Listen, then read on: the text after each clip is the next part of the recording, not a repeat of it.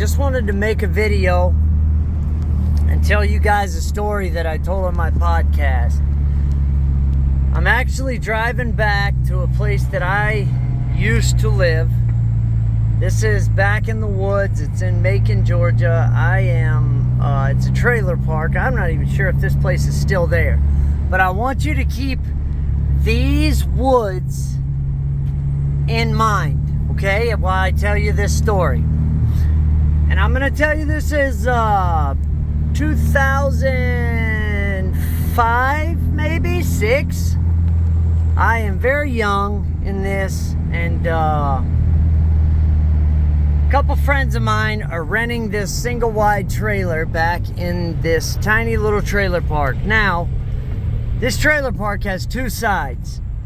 There's that side, Forest Place, and then there's this side, which is not Forest Place. They're probably not going to want a video camera around here, I'm not going to lie. But I'm going to make the circle. I don't care. I don't give a fuck. Listen, I want to tell you that I used to live back here, and not because I paid the bills. I lived back here because someone let me live here for free, because I didn't have any money and I didn't have a job, and I was pretty homeless, and I was in a really, really bad spot in life. And it's not to say that everybody is in that spot in life back here. It's just to say that I was in that spot in life back here, and it was a place that I really am grateful that I am no longer at. So that is a trailer that used to be there. I'm trying to go back here, and I want to see if there's a trailer that I used to live in back here. I'm just gonna try to keep my camera down because I don't want to bother anybody really, but oh my God. So, can I just tell you guys something?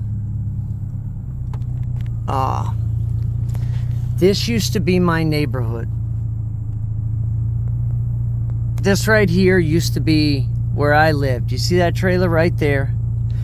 Is a single wide trailer that I lived in with two friends of mine. And I was in a really bad spot in life. This was a neighbor's. This is a lady. She lived by herself. She was a single lady. This house had been abandoned at the time. And then there was a guy named Terry and his girlfriend that lived in that house right there. And then I'm not sure anybody else. There was a Mexicans that lived in a trailer behind us. But I'm going to tell you, I can't believe this damn trailer is still here. It's unbelievable to me that this thing is still standing.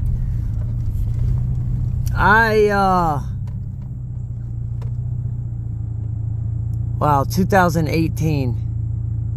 Somebody lived there up until 2018. That's so crazy to me. So let me tell you this story. Now, I'm only telling you this story because my life is so amazing right now. I'm so grateful that I've come from where I've come from into this. I used to not have power in this trailer. I used to have to... So after one of the friends moved out, we stopped paying rent. I traded a vehicle for a couple months' rent. We never paid the rent. I traded a vehicle for a couple months' rent. And then... I had to run power. I had to run a power cord from this trailer to that power pole. There was a plug on it. And there's probably still a plug on it. And that's how I got power to this trailer. That was the only way I could have power. Because I couldn't afford to have power. And then when they cut my power off, I went back there to the meter. And regardless, I'll say it. I went back there to the meter and I decided I was going to try to connect power myself, and I almost blew my hand off. So, I want to tell you this story about this place. I was sitting here one night, and this is when me and Justin lived here. Justin had a little truck, and I had... Wow, this is so crazy. I can't believe that trailer is still there. And really, all four of these trailers. There it is, Justin. So I'm sitting here at this trailer, and if you go through those woods right there, they come out in a bunch of different spots. There's a lot of stuff that goes on in those woods. But I'm going to start headed out of here, and I'm going to tell you this story. I'm sitting in the trailer one night. I'm by myself, sitting right there. And I get this phone call, right? And it's a friend of mine, and he says, hey, I just hit somebody. And again, I told this on my podcast, so I figured I'd give you guys a visual of where I was. So my buddy says, hey, I just hit somebody. I need you to come out to the highway. And I say, what do you mean? The way he said he hit somebody, I said, what do you mean you hit somebody? You hit a car? And he goes, nope. I need you to get here. Now, I said this on the podcast, and Mel didn't like that I said it, but I'll say it again. At that time, I realized I was the type of friend that would do certain things that some types of friends wouldn't do. The first words out of my mouth after he said that was, don't call the cops. And then I probably brought my beer with me, ran out that door right there, and I ran through those woods. And I knew exactly how to get to the highway. And I'm going to take you out there to that highway where I was at. But I'm going to tell you what happened out on the way out there. So after I got to that phone conversation, I set the phone down and I took off. And I said, hey, I'm on my way. Do not call the police. And I ran through the woods as fast as I can. And it was the middle of the night. I would say it was probably around midnight, 1 o'clock. Wow, that house burnt down. I used to know all the people who lived here. I was a regular here. This was my home. This was my home. Hawaiian Village, that's right, that's what they called it, Hawaiian Village. All right, so I ran through the woods. It's probably about a half-mile run, and when I say run, my buddy just said he hit somebody, so I ran. And then I got to a point where I came out to this highway right here, and I didn't see anybody. Now, I wanna preface this story a little bit. We were all sitting at the house, and somebody had the idea that, hey, it's Saturday or Friday. It was one of the days that people had gotten a paycheck, because that was the only day that anybody had any money. So somebody said, hey, we should go get some more beer, or we should go get some pot. Somebody made a pot run and a beer run, right? So they're driving back down this highway late at night. It's probably 12:30, 1 o'clock in the morning. My friend Brandon's Dodge Neon has a bad alternator, and his battery only goes as far as it can get on a charge, right? So his battery's not doing too hot, and his lights are starting to die. So he doesn't have very bright lights. He's headed the opposite direction that I'm headed right now. Well, little unbeknownst to him, headed in the same direction that I'm driving right now, but not driving, walking down the middle of the road right there is an old man. Now here's where I am. I'm running down these woods right here. This guy definitely is wanting to get around me, so what I'm gonna do is slow down and let him go. Go around me, dude. Come on, you're all right. Take off. So I'm running through these woods right here, right? And then I decide right here is where, there, right? I'm just gonna pull to the side because I want to tell this story, right? So right here, I decide I'm gonna come through the woods. I see this back around. I see something up here, and I'm running through the woods this way, right? This old man is walking down the highway this way. He's super drunk. He's trying to get to the store. My buddies are coming down the road this way in a Dodge Neon that has barely any lights on it.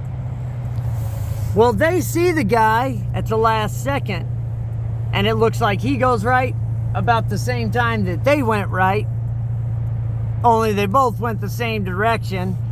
And he ends up getting mowed down in the road right here. Mowed down. When I say mowed down, I mean that dude's face hit the windshield And then the windshield with a face imprint hit the dashboard. And there was blood and teeth and hair all in the glass right here. And there was a chunk of hair in the windshield right here. He went right over the top of the car. But the first thing that happened was his legs hit the front of that car and his face hit the windshield right about where the mirror is. And everybody in the car just froze and jumped out. And that guy went flying off into the grass right there, right? The gate right there wasn't there at the time. No, that gate was there at the time because I remember coming through there, but the barbed wire's not up over there. So I come through the woods, I don't see anybody. I look at the car, I say, oh my God, what happened, guys? And then they say, look over there. I look over there and I see something in the grass, and I walk over and it is a bloody mess. And then it moans at me. And I said, oh, thank God he's not dead. And then I hear it moan again, and I walk over and I start kind of kicking, kind of poking this guy, and I'm like, hey, what are you doing? Are you okay? And I kick him a few times, and he finally wakes up and he turns over in the grass right there, and he looks up at me, looks me dead in the face. I'm kneeling down on one knee and just goes, was I driving?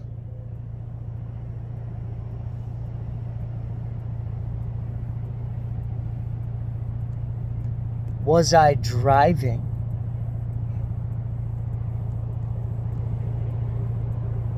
No.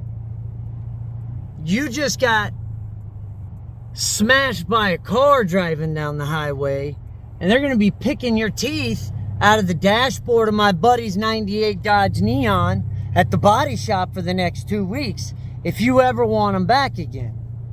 But are you okay? And then he tries to stand up. Let me show you. And he tries to stand up, and he's moseying through some grass over there, and then he falls back down. And then I ask, are you okay? And he asked me again, was I driving? Because I've been drinking. And I say, no, I think you're safe. I think you're safe. All the commotion, I forgot what my purpose was there. I was there to do one thing: dispose of evidence, no matter what. Now, so I'll be honest, when I originally left the trailer, the disposal purposes in my mind may have been a little more extreme, but thank God it didn't come to that. All I know is I'm standing there. I am no shirt at all. I have, I'm sure I have some like slip-on cowboy boots, Georgia boots. I have some either shorts or blue jeans on, probably blue jeans. And I look crazy, and probably a Georgia Bulldogs hat, most likely.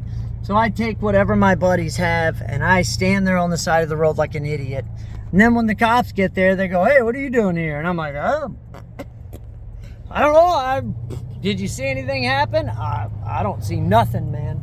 I don't see nothing. I was just kind of obviously walking down this very dangerous road to walk down, so I'm just going to cut back through these woods over here, and I'll see you guys later. I don't have any more business here. And I did. I skedaddled all the way back to the trailer park back there. And then I parked my happy little tail at home and prayed to God that they didn't go to jail.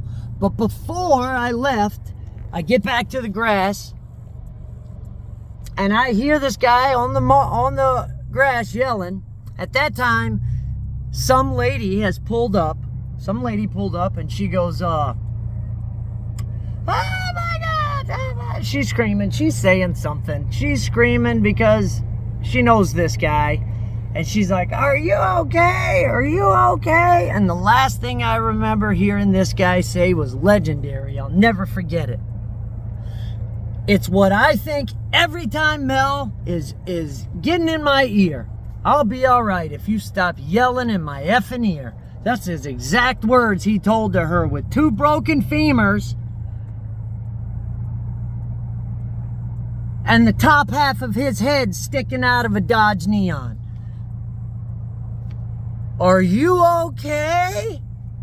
I'll be all right if you would stop yelling in my ear.